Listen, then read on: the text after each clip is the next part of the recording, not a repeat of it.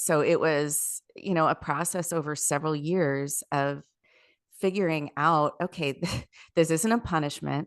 It's not a slap in the face, that I did everything right in my life and I did everything right in my pregnancy. Wasn't supposed to happen, and it wasn't any of that. It was that this child was born exactly the way he was supposed to be born, with all the gifts and talents that he has, which are many. And it created a very alternative mothering journey for me, but it's exactly the journey I was supposed to be on and one that I was made for.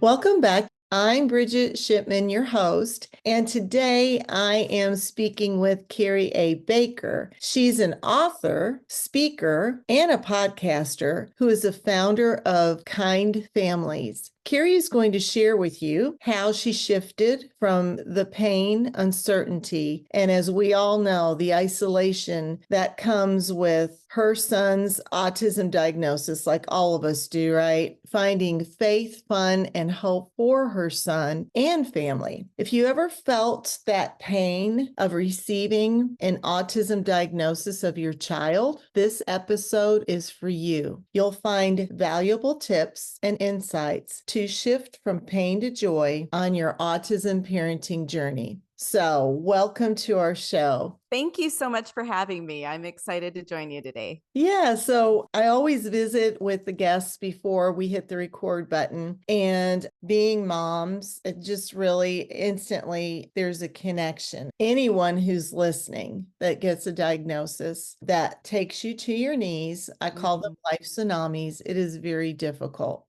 And so I'm glad we're going to be talking about that because I know there are a lot of folks out there that need to hear this message. So let's get started with you, who you are, what you do, and how you got here. Well, I kind of took a 90-degree turn in my life a couple of years ago, actually.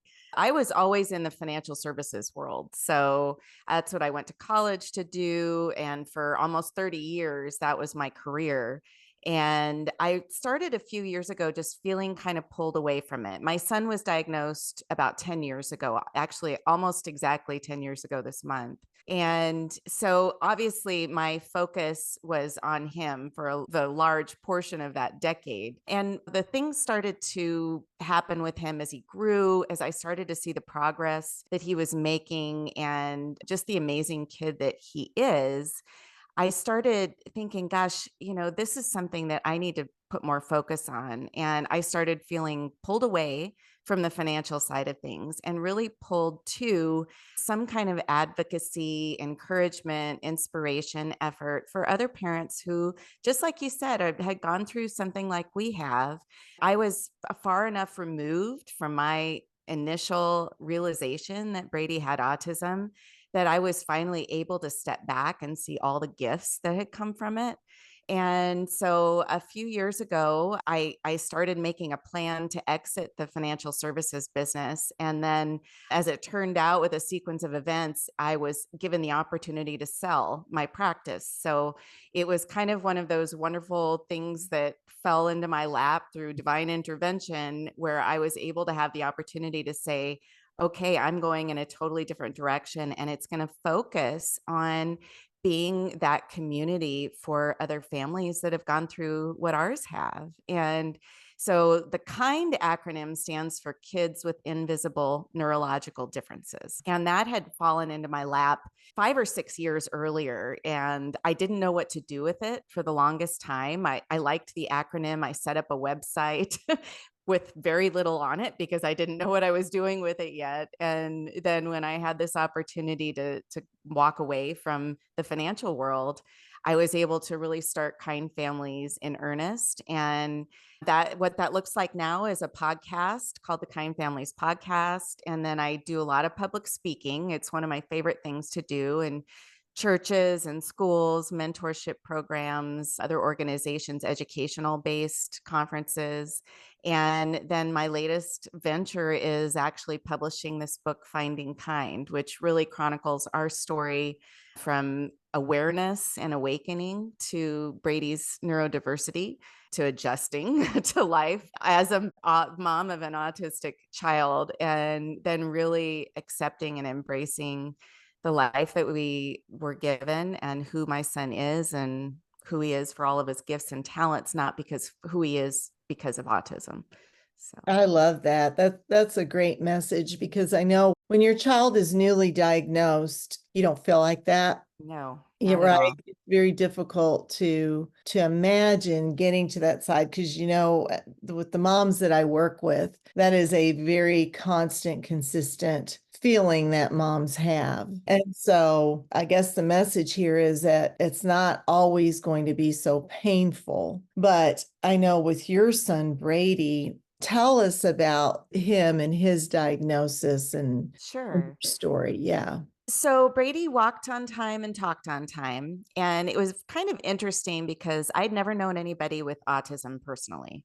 But I was actually pregnant with Brady, and I met a gal in a business networking group who had I think, an 11 or 12-year-old son who was pretty severely impacted. And I remember leaving lunch with her and saying, okay, God, please, whatever happens with this pregnancy, just don't let him have autism. And that Oh, became a kind of, replaying recording in my head for some reason when I was pregnant with him. So when I took him to his 2-year well check and he walked on time, he talked on time, and the doctor said, well, we can take autism off the table. And I kind of wiped my brow and said, okay, phew, that was a silly thing that I had going on in my head for the last 2 years. And, but, as we got him into preschool and I started seeing him next to other children and seeing the bonds that they were forming, seeing the social interaction that was just not there. I had known that at some level, even before he went to school, we would try to do play dates. And I used to joke that I needed to get a babysitter for play dates because Brady would be as far away from the other kids as possible.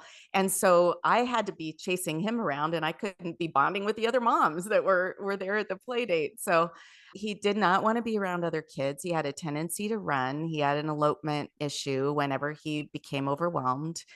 He had some peculiar habits that at the time I really had never been around other little kids before, so I was like, well, that's kind of odd, but we'll deal with it. He had a extreme interest in the Wiggles. I don't know, your son might be too old to know the Wiggles. Do yeah. you know the Wiggles?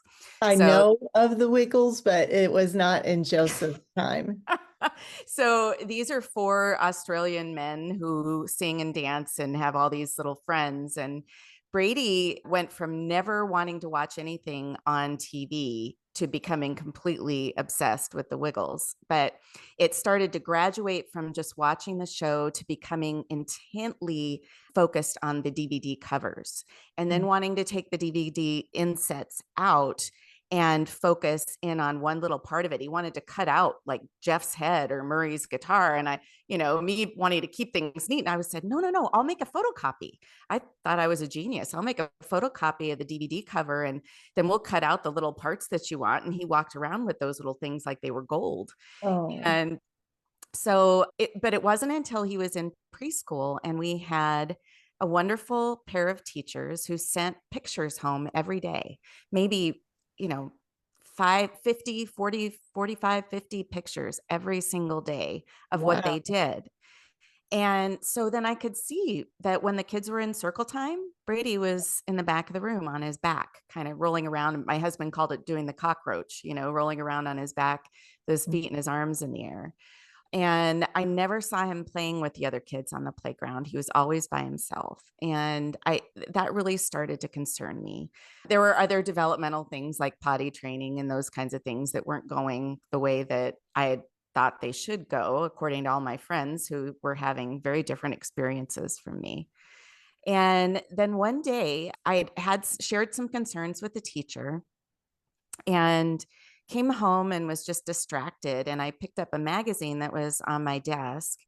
and opened it up. And it was one of those free issues that they just send to your house that you don't ask for. And it was kind of a, foo-foo magazine that showed all the pictures of the charity galas and stuff. So I normally never even looked at it. But for some reason that day I picked it up and I opened it, and there was a story about a woman in there whose son had been diagnosed with autism, but not until he was in his 30s. And the article was about how hard this kid's life had been. He'd never gotten a diagnosis. And unfortunately, he committed suicide when he was in his mid 30s.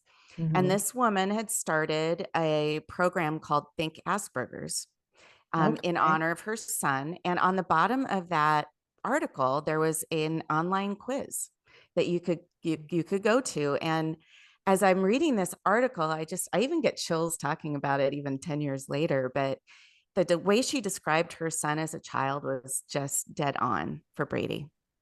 And so I went to the online quiz, and sure enough, wouldn't you know it, I aced it.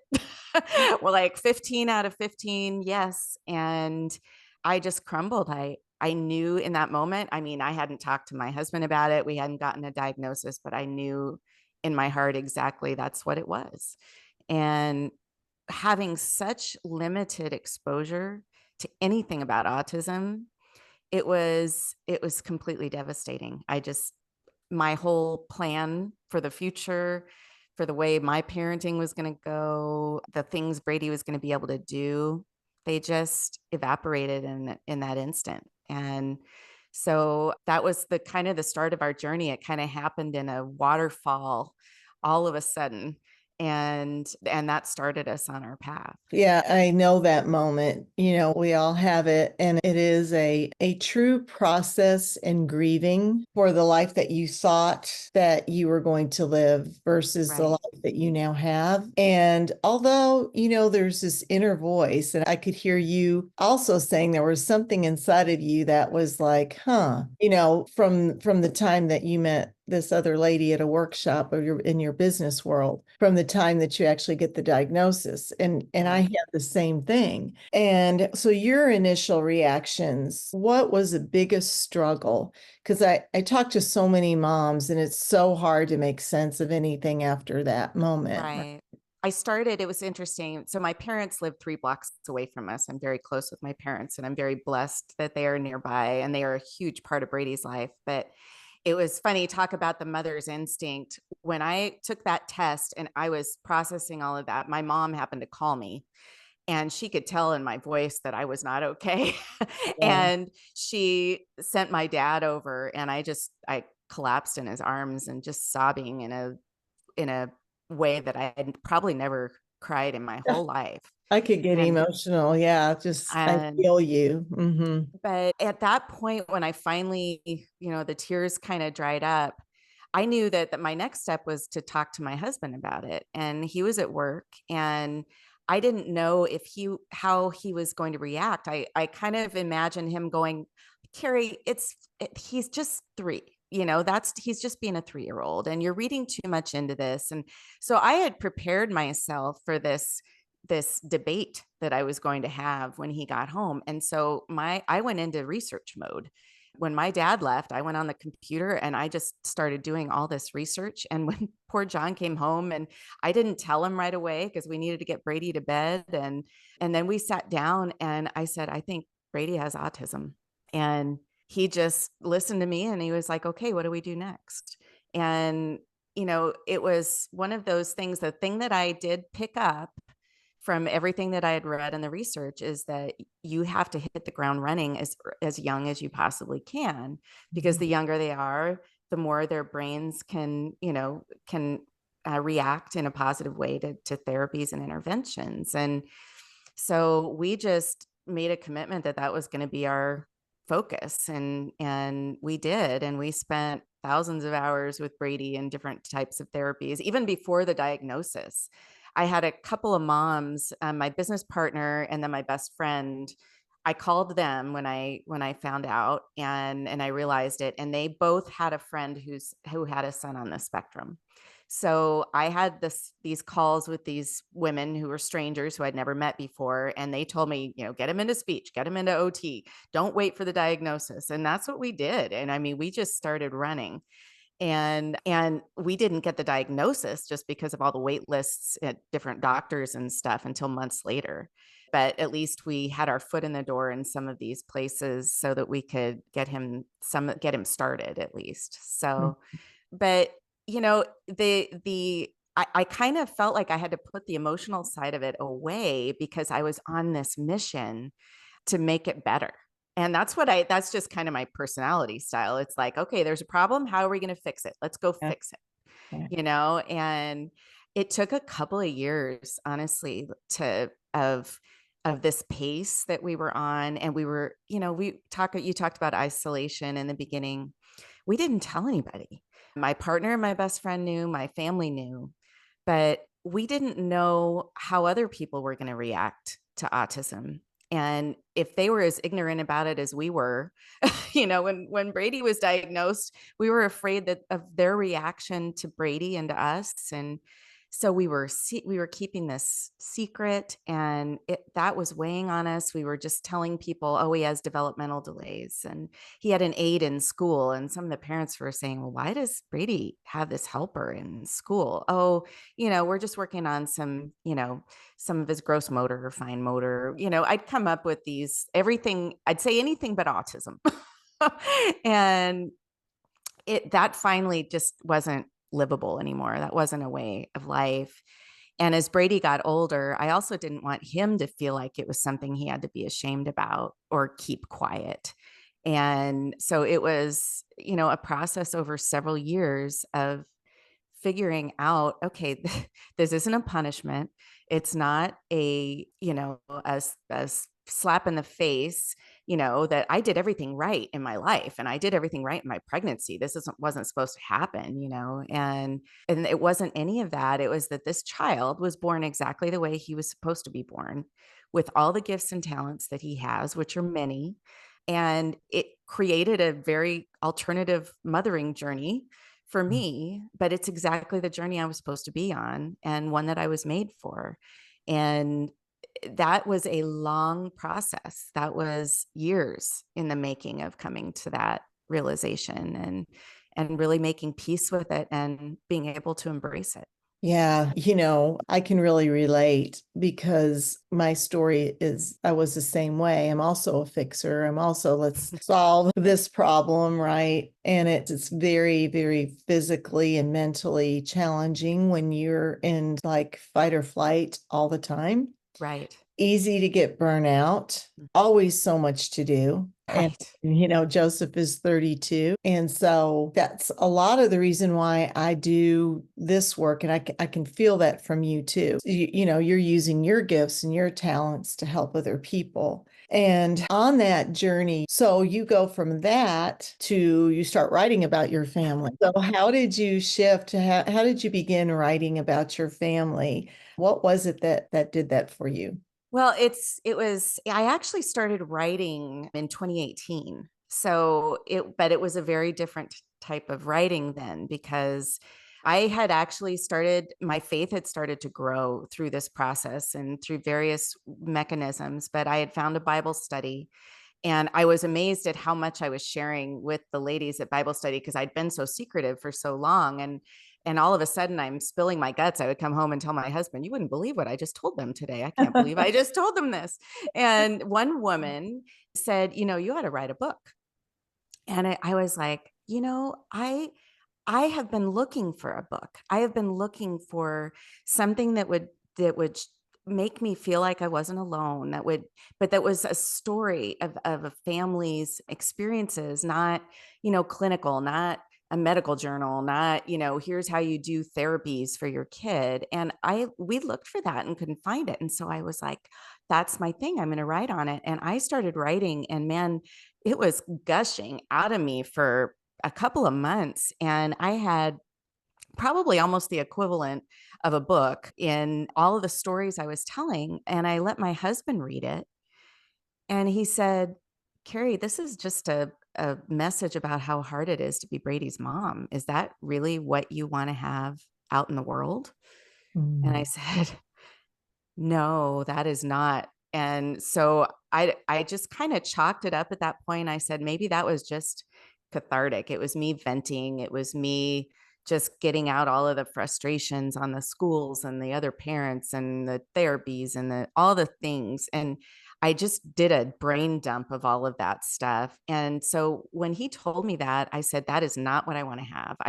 Being Brady's mom is my biggest joy in my life. And I don't want the painful stuff that we've been going through to ever overshadow that, especially in something that he could pick up and read later on. So I stopped writing for a long time. And it wasn't until I was able to sell my business and really kind of focus in that that's not the story. It's not a story about how hard it is to be an autism mom, although that's in there. But it is a story of, how I came to terms with what autism is and what it isn't, how I was able to see all of these wonderful gifts and talents that my son has, how I could start really encouraging those strengths that he has versus, lamenting that he's not the high school football quarterback or, Right. whatever, misconceived notions that we had in our head earlier. So that really changed the whole focus. And then I also wanted to weave in the fact that I did come to a very strong faith through the process. And that was part of that was my realization that Brady was made on purpose for a purpose. Mm. And so was I, and so is everybody around us. And the trick in life is to figure out what those gifts and talents are and to nurture them and to help them lead you to whatever that purpose is in life. But, as far as Brady goes, he was finally at an age. We actually told him that he had autism when he was going into second grade. We were moving him at that point into a more specialized school that dealt specifically with learning disabilities. So it wasn't just autism, but ADHD and dyslexia and all different kinds of neurodiverse kids. So it was very small, very focused instruction. And we knew that other kids were going to be there with diagnoses of some kind. And we didn't want Brady to go in not knowing who he was, Right. and why he was there. So we did have that conversation with him in second grade. So he'd had several years at this point to make peace himself with, okay, the reason this is hard for me is because I have an autism brain. And I'll never forget the day after we told him that he had autism and ADHD. I will say, like, he broke my heart. The first thing he said to me is, well, I get better. And I said, Brady, there's nothing to get better from. I said, your brain is wired in a very special way to do certain things super well and to maybe struggle with some other things, but there's nothing to get better from. This isn't a sickness. So we went through this whole conversation. And then the next day he had to go get a haircut, and haircuts were very difficult for a very long time. But we'd found this one, salon that had a very sensitive barber. And when he sat down in the chair, he wasn't there that day. And so it was this new person, and I was a little bit nervous. And she asked if Brady wanted hair gel. And he goes, I don't want hair gel because I have an autism brain. And I just kind of stopped for a second, and the salon was kind of full, and everybody stopped for a second, and everybody just started laughing. And I was like, okay, he's kind of getting it. Like, my brain doesn't like, you putting, squishy stuff in my scalp. And Right. so, he had come to terms with it. And that was a big step that we had to take in order to start the podcast, release the book. I was blogging about it as well. And the neat thing is, he's a creative writer. He's one of these incredibly creative brains. He's written probably 150 different stories. And so he wrote the foreword for it, and he wrote it from his perspective. And that's one of my favorite parts about the whole book, is that it just rings exactly to his personality too. Like, Mhm. everything he wrote in it is just, it's perfectly Brady. Yeah. And now he's read the whole thing, and there are some hard stories in there. And he's in a new school now, and we're not going around broadcasting that mom wrote a book about kids with invisible neurological differences. We don't want to shine a spotlight on his head to everybody unless he's ready for that. But he's happy with the book. He loves, the whole last section of the book is stories about him and some of the amazing things that he's done. And so he's really proud of a lot of those stories and loves to read about them. So yeah, so talk about full circle from being in a, hibernating in a bubble of silence to sharing it with the world. So Yeah, I think it's great to come out on the other side, right? yeah. I know you had mentioned KIND and the acronym had been living inside of you and just didn't know what to do with it. Tell us about that. Tell us about KIND families and how the acronym came to be and how you got it started. Tell us all about KIND. Okay. So, the acronym came to me when I was started writing that first time. But what I was realizing is it seems like, and I don't know if this happened to you when your son was diagnosed, but as soon as Brady was diagnosed, it seemed like everybody within, 2 degrees of separation from me had somebody that they knew that was going through a diagnosis. And they said, Kari, can they call you?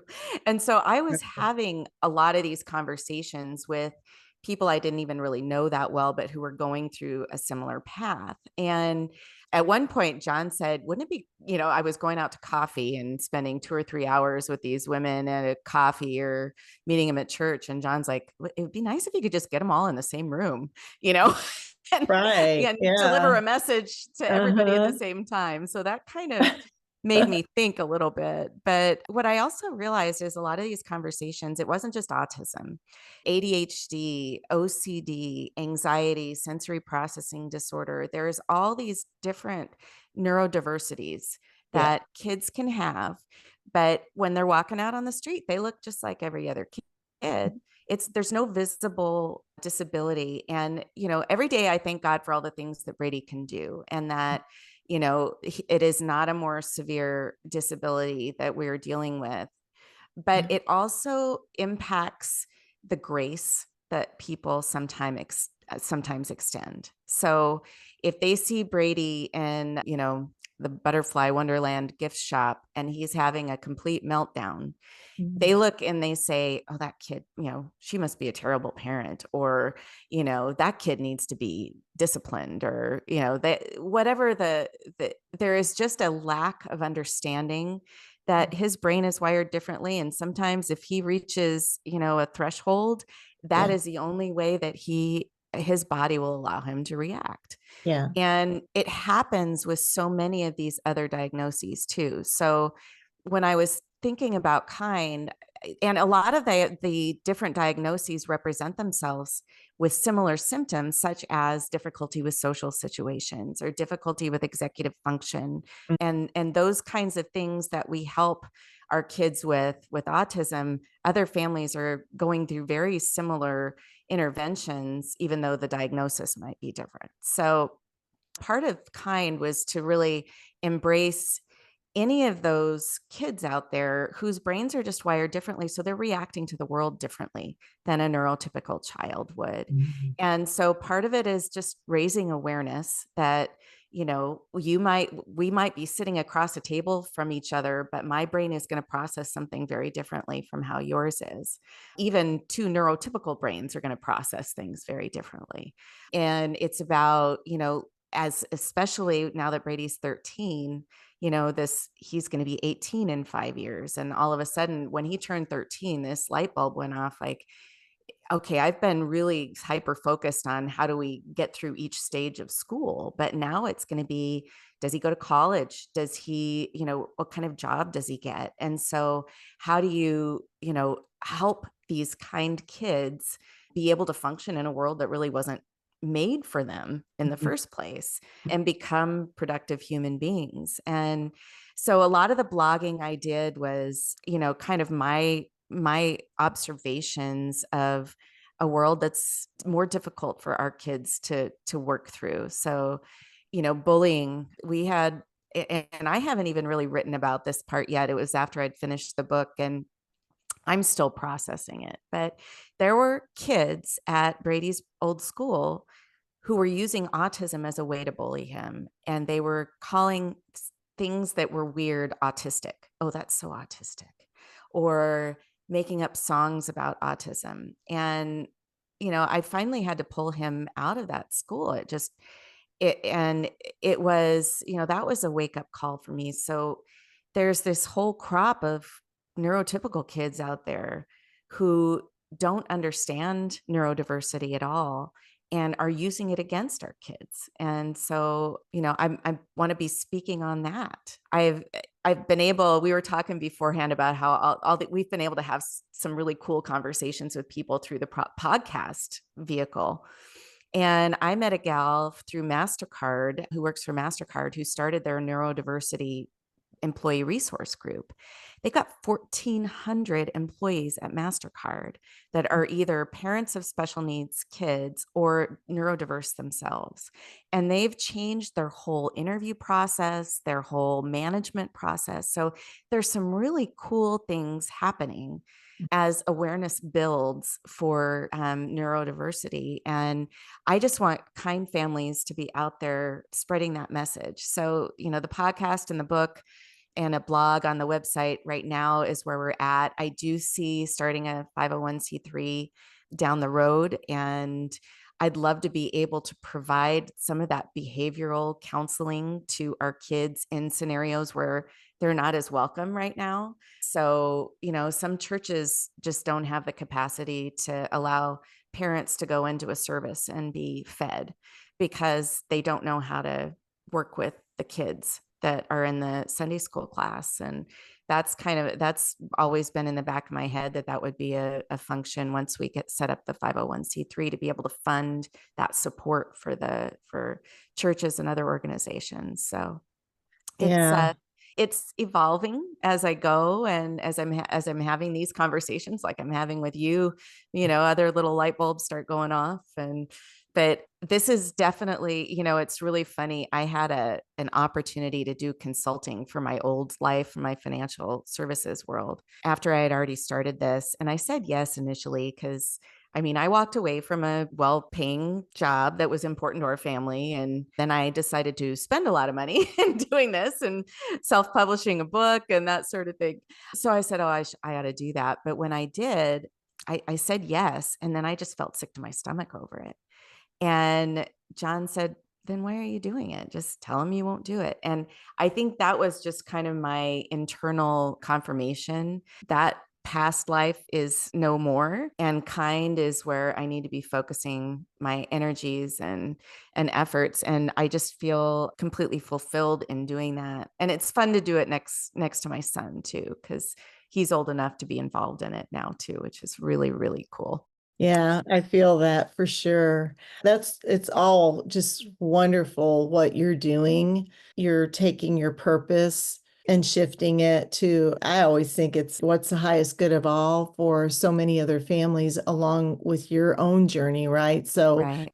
while you're doing your journey with your son and your family, you're helping other families. And I think that is just such a Yeah. wonderful thing that you're doing. And it sounds like you're really just getting started. It's going to be really exciting to see what all comes out of Kind now that you have gotten to the other side. Uh, Right. with your book, Finding Kind, what do you Mhm. want our listeners to know about it? Well, first of all, it is not going to be a downer. I promise you that. I have some pretty funny stories that have happened throughout my throughout my life that I share in the book, some fairly embarrassing ones too. So, my goal with the book was number one, it's going to be an easy read because I know that moms in our position do not want to sit down and read a 350-page Moby Dick version of being an autism mom. Right. So, but what it is a picture of hope. It's a picture of connection in the beginning, in the first section, of all of the way that we figured it out. Some of the stories I shared with you today about learning that that's what was going on with Brady's brain. And then some harder stories too about, ignorant other parents that we had to deal with or schools that we had to deal with. And I think that any of those moms will attach and relate to those. But I also wanted it to be a picture of hope because those those stories about Brady in the last section and all the things that he's doing, I think should give any mom who's got a 3-year-old. Now, when Brady was 3, I never could have imagined having all of these things that have occurred in his life. But it's also, this book is not just autism, because it's more, I've told somebody, it's more about me than it is about Brady. And it's about my need to plan everything. I was a, compulsive planner. I was a financial planner, for goodness sakes. I planned everybody's financial life, thinking I could have everything all in its nice, neat little rows. And autism just completely threw the plan out the window. So it's about, being able to function when your plan goes awry. It's about figuring out that we all have a purpose on this planet. We all have gifts and talents that we've been given, and that the key to peace and being able to enjoy your life is being able to apply those gifts and talents towards something that's meaningful to you. And so, I've shared this, it hasn't come out yet. By the time this airs, I don't know that it'll be out yet, but it's on pre-order, and I've got some launch team members that have read it, and it makes me emotional thinking about it. But they all seem to say they laugh and they cry, and that they walk away, feeling like they have some tools in their toolbox. And that's exactly what I want to have happen. So yeah, it sounds like you have really created something that moms are going to, well, and just families, anyone on a neurodivergent journey is going to want to read this book.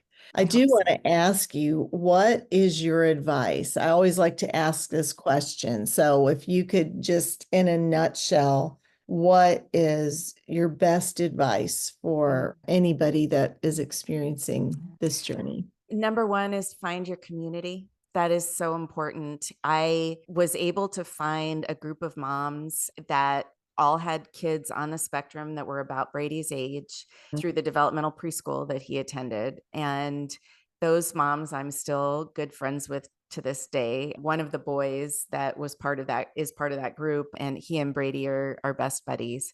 So that it was so important to me that I will never forget going and meeting them the first time. And all of a sudden, it was like I finally found somebody who spoke my language.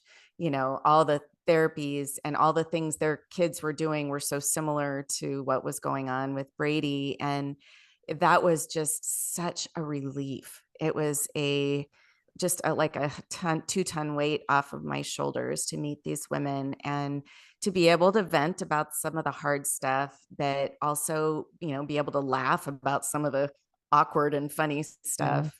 But when Brady was diagnosed, I didn't feel like there was a lot, but I think today there's a lot of opportunities for community. There was Arizona, where I'm based, there's an Arizona Facebook page for autism moms. And when I joined it, there were about 400 members. There's now like 7,000 members of this group. There's other like in-person connection circles that are around. There's an organization called We Are Brave Together that supports moms of any kind of special needs. There are, autism support groups, whatever vehicle you might have or want to, how you might want to connect with people.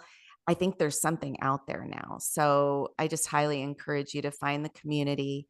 And then to remember that your child isn't their diagnosis. Your child is your child. And I wish I could remember somebody who said it to me, but they said, Brady is the exact same kid the day after the diagnosis as he was the day before.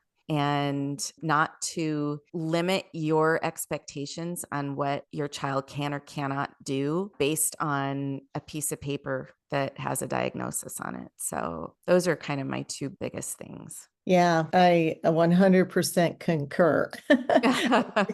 That's pretty much, yeah, the community piece is huge. So you're not so isolated, right? That we started Right. talking about. And also, just finding that, like what you were talking about, that tribe is so essential. So that Mm-hmm. was great advice that you gave. Is there anything else you want to mention before we go? Well, I'm first of all very grateful to have met you finally and to do this podcast.